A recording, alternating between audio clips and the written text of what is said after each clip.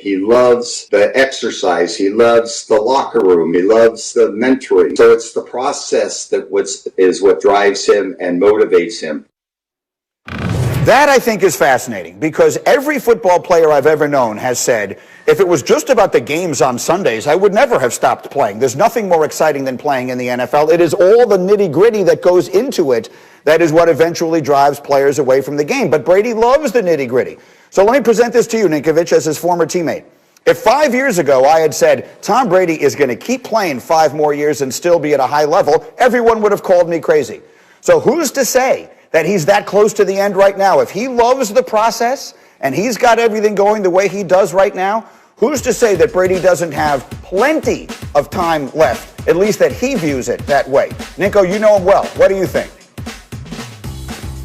Don't bet against Tom, number one.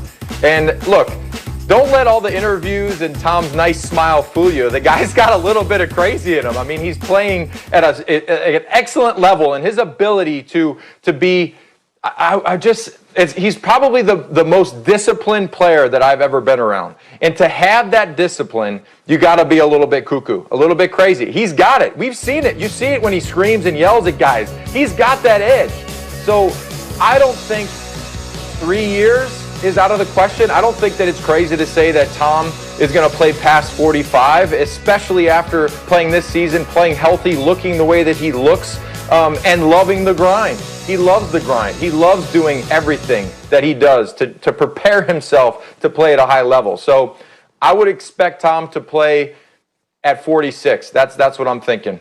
What do you think, Chris Canty? When did you first figure out just how tough this guy was? Well, it was 2007 when I was a member of the Dallas Cowboys, and we were playing the Patriots, who were then undefeated, and they were previewing it. They were billing it as a Super Bowl preview. And I remember at one point in that game, our defensive coordinator, Wade Phillips, dials up a 0 blitz, and I come scot-free. The offensive line parted like the Red Sea, and I've got a full head of steam, a clean run at Tom Brady, and I hit him about as hard as any player I've ever hit in my National Football League career. And I thought I knocked them out of the game. This is back before they had all of the quarterback protections, back when they had envelopes flying around if you knocked out one of the opposing players. And it was a situation where I thought I got him.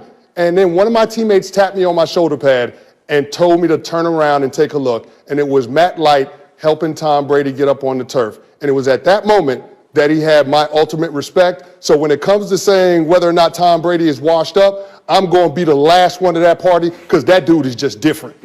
Right, Nico, you've seen it. I mean, again, playing with him, he's that kind of tough, which is necessary, and a little bit of crazy, which is necessary to play in the league at all, and he loves the grind. I'm telling you right now, whatever people are setting as the end of his career, take the over. That's my bet. Take the over. I don't think he's that close to done. Nico, you've seen it. Yeah, look, I mean, I'm telling you, in practice, everything that he does, the way he prepares, after a game, flying back on the plane, he's not even enjoying himself. He's in the computer looking at the next opponent, preparing in his notes. He loves it. He loves the grind. And when you can embrace that and you love that, everything about it is fun. He loves practice. He loves competing. He loves 7-on-7. So everything that you combine all those things together, he's not ready to walk away. He just won a Super Bowl. He's not walking away. That note that Hembo just put up there is amazing. The Patriots were ready for it. They drafted his heir apparent. In 2014, he has won this past season, won his first playoff game. Now all the attention will be on whether or not he gets a contract extension. His head coach, Kevin Stefanski, was just on KJZ on ESPN Radio moments ago. Here's what he said. I'm lucky in that I have a really good general manager that gets to worry about this. But I will tell you, I mean, obviously, Andrew and I talk about all of our players and all of these things, but I'll just tell you that all of these decisions, it's a business, but things take care of themselves. It works itself out, and we're just going to focus, or at least I'm going to focus on the day-to-day. And as it applies to Baker, I know he's going to do the same. So he said that, and then this is not relevant, but it sure is interesting. Last night, Baker Mayfield tweeted the following: almost 100% Em and I just saw a UFO drop straight out of the sky on our way home from dinner. We stopped and looked at each other and asked if either of us saw it. Very bright ball of light going straight down out of the sky towards Lake Travis. Anybody else witness this? He tweeted that 8 hours ago.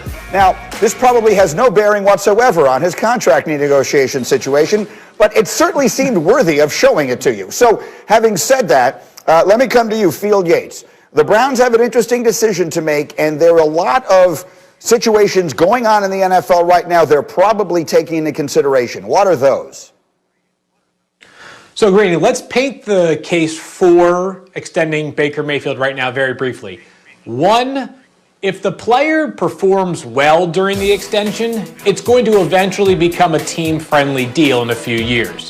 Two, you avoid a Dak Prescott situation where you're going through frustrating, drawn-out negotiations with your quarterback and playing year to year. And I get those. But I think the Jared Goff and Carson Wentz trades that aren't even official yet but have been consummated are cautionary tales right now for the Cleveland Browns. Let me be clear. Baker Mayfield was outstanding last year. And I'm not saying he's not going to continue to be really good, but he has been more up and down than somebody like Patrick Mahomes or Deshaun Watson, who were no doubt about it extensions. If I'm the Browns, maybe I'm tapping the brakes right now, letting this play out one more year, which can be a benefit for not just the team, but Baker himself as well in the long term. But let's be clear what we're saying here. 3 years into your career is the earliest a team can extend a contract. They're not obligated to. They can pick up the fifth-year option and control him for a minimum of 2 more years without even getting the franchise tag involved. Those are the options in front of them. Right now, Rob Ninkovich, are you ready, if you're the Browns, to sort of look at this like a relationship? Are you ready to marry Baker Mayfield and spend the rest of your lives together? Got to pump the brakes. I need 1 more year. Just pump the brakes here on a long-term extension. There's a few things that I would like to see improve from Baker, and that's basically just drop back passing. And you look at play action pass and all those things that work together with the running game. Yes, he does great at moving the ball down the field with a great methodical running game and play action pass. But when they have to throw the ball and you know he's throwing the ball, he struggles a bit. He's bottom of the league when it comes to straight drop back passes. And when he throws the ball 30 to 40 times a game, it's not a good thing. So I would need to see a little bit more development in just purely the passing game, because if I'm going to pay you a lot of money, I want a quarterback that I can rely on in back passes and know he's going to put the ball where it needs to be. All right, so we're 0 for 2 so far. Canty, how about you? No, I'm agreeing with both of those guys. I'm not paying Baker Mayfield this offseason. He's not the quarterback in the 2018 draft class that's going to get an extension this summer. I think Baker Mayfield has to be more consistent. In the first 3 years for Baker, it's been too much of a roller coaster. And in the NFL, you want your quarterback to be a stabilizing force, and you also want him to be a force multiplier. And what I mean by that is making everybody around you better, elevating the talent level around you. The Cleveland Browns has done a great job of being able to surround Baker with the talent, but we know once you pay that quarterback, you're going to start losing pieces. You're going to start losing some of your talent base, so your quarterback has to be able to elevate the play of the guys that are stepping in. Baker Mayfield hasn't shown me that he can consistently do that, and so that's the part that I'm looking for in terms of the evolution of his game. To be clear, in that draft class, we're talking about Josh Allen in Buffalo. I assume you're ready to marry him. Absolutely. And Lamar Jackson in Baltimore. And then you've got Darnold and Rosen, and that was that class. And how the UFO factors into all of this, I suppose, remains to be seen. In the